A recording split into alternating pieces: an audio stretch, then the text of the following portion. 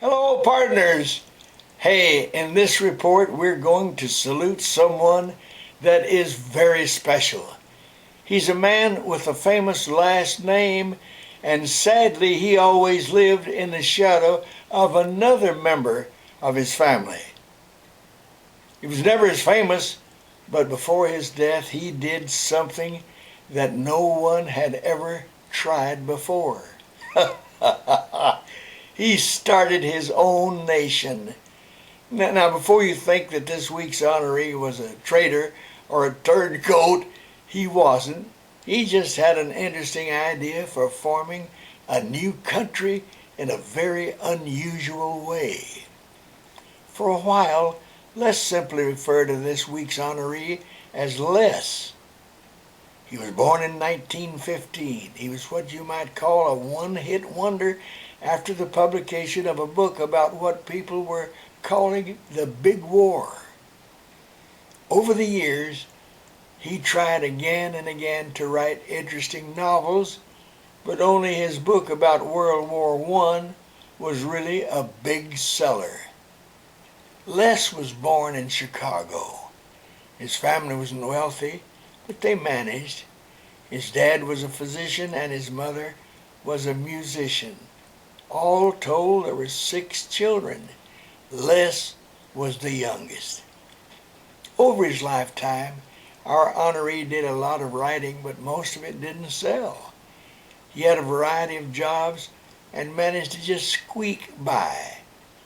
There's an idea that he had in 1964 that put Les into the record books. He purchased an old barge. It was only 8 feet by 30 feet.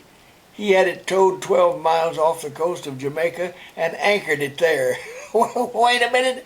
Then he asked the United Nations to recognize his barge, which he called New Atlantis, as a real country, a tiny nation that was only 240 square feet.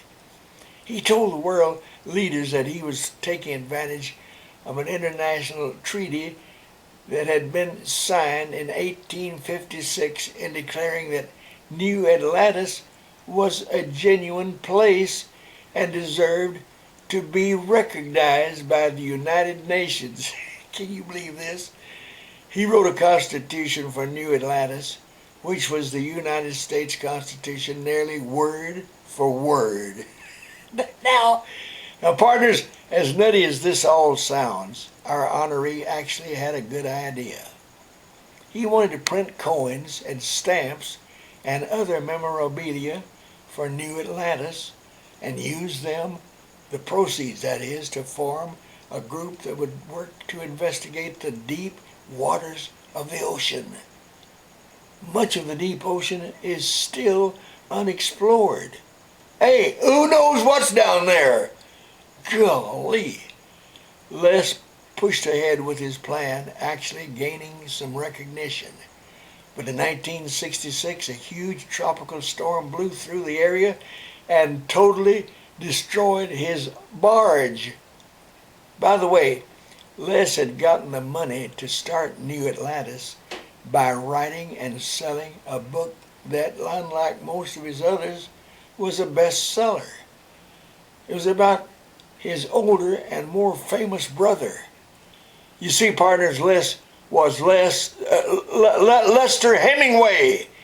Yes, the most likely unsuccessful writer who invented his own country was the baby brother of world-famous writer Ernest Hemingway. Sadly, Les Hemingway took his own life, nearly 21 years to the day that his older brother Ernest had ended his own life. Golly, I'm not sure Lester Hemingway was as much of a patriot as George Washington or John Adams.